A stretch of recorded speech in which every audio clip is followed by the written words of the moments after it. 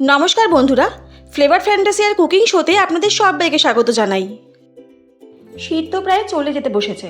এই শীতকালে বাজারে মেথি শাকটা খুব পাওয়া যায়। কদিন পর তো বাজারে আর মেথি শাক পাওয়াই যাবে না। মেথি শাক আমাদের বাড়িতে সকলে খেতে খুব ভালোবাসে। সেটা বেগুন দিয়ে ভাজা হোক বা পনির দিয়ে বা চিকেন দিয়ে রান্না করলে দারুণ টেস্ট হয়। কিন্তু ডিম দিয়ে মেথি শাকের এই রেসিপিটা আমি আগে কখনো খাইনি। মাঝে মাঝেই কিছু অন্যরকম রান্না করতে ইচ্ছে করে। এটাও হলো ডিমের সেই রেসিপি যেটা আমার মন থেকে বানানো। আপনারাও হয়তো আগে খেয়েছেন, কিন্তু আমার এই ফার্স্ট টাইম খাওয়া। খেতে দুর্দান্ত হয়েছে। ভাত, পোলাও, রুটি, পরোটা, লুচি সব কিছু দিয়ে দারুণ লাগবে। তাহলে চলুন এবার রান্নাটা শুরু করা যাক। আমি এখানে একাটি মেথি শাক নিয়েছি। প্রথমে মেথি শাকগুলো বেছে নিয়ে কুচো করে কেটে নিয়েছি। তারপর মেথি শাকগুলো 2 থেকে 3 বার খুব ভালো করে জলে পরিষ্কার করে ধুয়ে নিয়েছি। এরপর জল ঝরিয়ে অল্প লবণ মাখিয়ে রেখে দেবো, যাতে মেথি শাকের তেতো ভাবটা চলে যাবে আর এক্সট্রা জলটাও শাক থেকে বেরিয়ে যাবে। এই রান্নাটার প্রস্তুতি পর্বে প্রথম পার্টটা হয়ে গেল। এবারে চলুন দ্বিতীয় পার্টে যাওয়া যাক। দ্বিতীয় পর্বের প্রস্তুতি শুরু করার জন্য প্রথমে একটা ননস্টিক কড়াই নিয়েছি আর কড়াইটা খুব ভালো করে গরম করে নিয়েছি।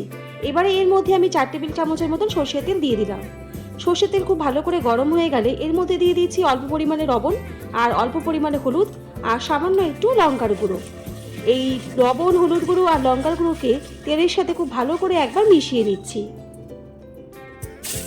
তেলটা খুব ভালো করে গরম হয়ে গেলে এর মধ্যে দিয়ে দিচ্ছি সেদ্ধ করে রাখা ডিমগুলো প্রায় 5 থেকে 7 মিনিটের মতন প্রায় লালচে করে ভেজে নেব।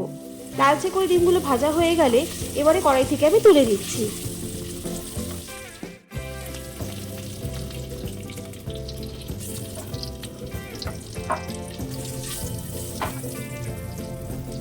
ডিমগুলো ভাজা হয়ে গেলে কড়াই থেকে তুলে নিয়ে ওই তেলের মধ্যে দিয়ে দিচ্ছি কেটে রাখা মেথি শাকগুলো। দেখুন মেথি শাকটা লবণের মধ্যে ভিজিয়ে রাখার জন্য মেথি শাকটা কতটা নরম হয়ে গেছে এবং পরিমাণও কিন্তু বেশ খানিকটা কমে গেছে।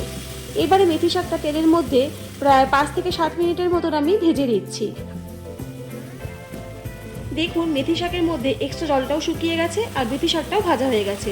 এবার আমি মেথি শাকটা কড়াই থেকে তুলে নিচ্ছি। কড়াইতে আরও খানিকটা সর্ষের তেল দিয়ে দিলাম, ধরুন প্রায় 4 থেকে 5 টেবিল চামচের মতন। তেলটা খুব ভালো করে গরম হয়ে গেলে এর মধ্যে দিয়ে দিচ্ছি 1 টিস্পুন গোটা জিরে আর অল্প একটু গোটা গরম মশলা। গোটা জিরে আর গোটা গরম মশলা দিয়ে তেলের মধ্যে প্রায় 30 থেকে 40 সেকেন্ডের মতন ভেজে নেব। ফোড়নটা খুব ভালো করে ভাজা হয়ে গেলে এবার এর মধ্যে স্লাইস করে রাখা পেঁয়াজটা দিয়ে দিলাম। আমি এখানে 2টো মাঝারি সাইজের পেঁয়াজ নিয়েছি আর পেঁয়াজটাকে স্লাইস করে কেটে নিয়েছি।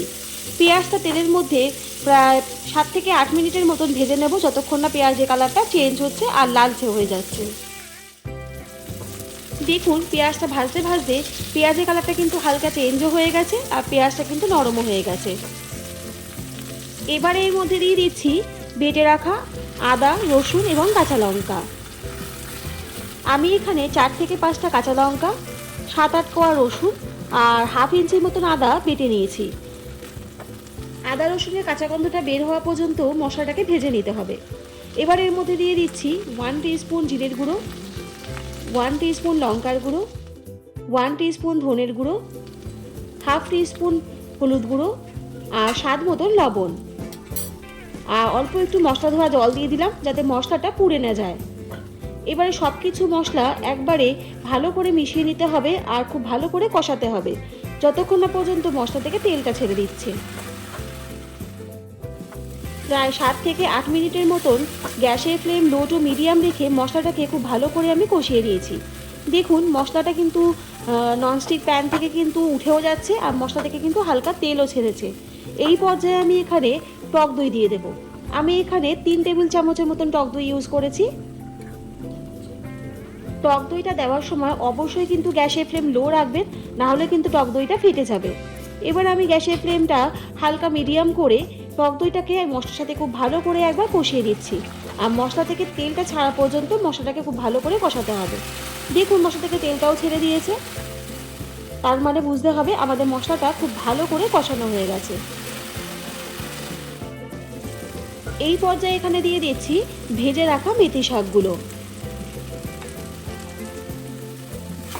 মেথি শাকটা দিয়ে মশলার সাথে খুব ভালো করে কষিয়ে নিতে হবে, ধরুন প্রায় 7 থেকে 8 মিনিটের মতো। মেথি শাকটা কিন্তু খুব ভালো করে কষিয়ে নিতে হবে, না হলে কিন্তু মেথি শাক থেকে কিন্তু একটা কাঁচা গন্ধ বেরোবে। এমনি তো এই পর্যায়ে একটা ছোট্ট টিপস দিয়ে দিই, যদি আপনারা কাঁচা মেথি শাক ইউজ করেন তবে অবশ্যই কিন্তু প্রথমে যেটা দেখিয়েছিলাম মেথি শাকটা হালকা করে ভেজে দেবেন, ওই স্টেপটা কিন্তু একদম মিস করবেন না। দেখুন মেথি শাকটা মশলার সাথে খুব ভালো করে কষানো হয়ে গেছে। এই পর্যায়ে আমি এখানে পরিমাণ মতন জল দিয়ে দিলাম। আমি এখানে 1 কাপের মতন জল দিয়েছি। গ্রেভির পরিমাণ অনুযায়ী আপনারা জলটা ব্যবহার করবেন। জলটা দিয়ে মেথি শাকের সাথে খুব ভালো করে একবার মিশিয়ে নিচ্ছি সব কিছু।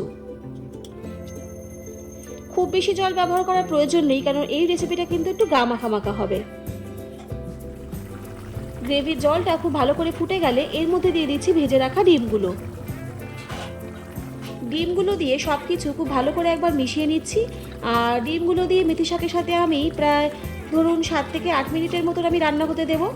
আর অবশ্যই কিন্তু গ্যাসের ফ্লেম মিডিয়াম রাখবেন।